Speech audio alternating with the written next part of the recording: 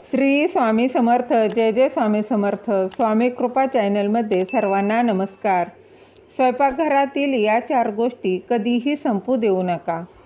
दैनंदिन जीवनात वास्तुशास्त्राचे फार असे महत्त्व आहे. वास्तूनुसार काही गोष्टी नसल्या तर अडथळे अडचणी पाठ सोडत नाहीत. तेव्हा वास्तुशास्त्रानुसार या 4 गोष्टी स्वयंपाकघरातून कधीही संपू देऊ नका.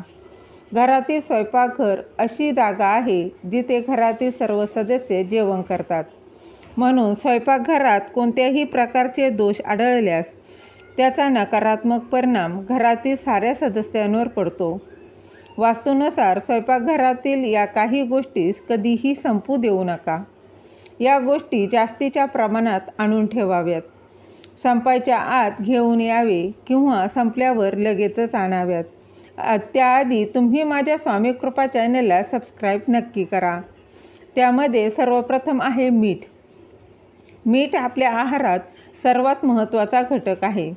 मीठ तर प्रत्येक घरात असतंच, पण कधीकधी मीठ संपल्यावर असे विचार करतो की आत्तासाठी तर आहे, उद्या घेऊन येऊ आणि आपण संपूर्ण मीठ संपवून टाकतो.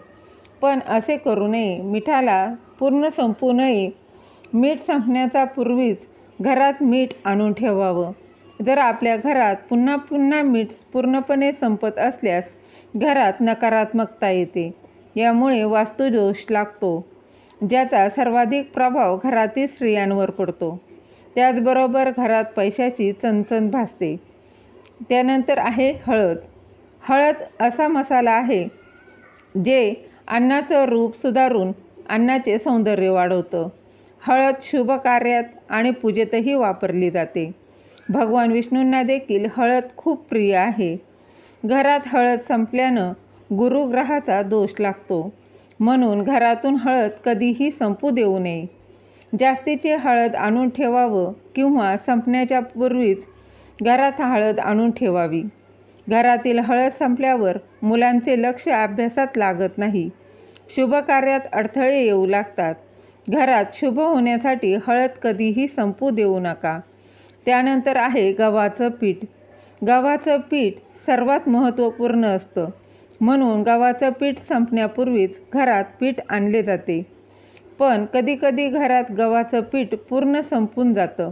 अशा परिस्थितीत आपण ज्या डब्यात पीठ ठेवतो त्यामध्ये थोडेसे पीठ ठेवा. ते पूर्णपणे रिकामे करू नका आणि त्या डब्यामध्ये गव्हाचं पीठ आणून ठेवा.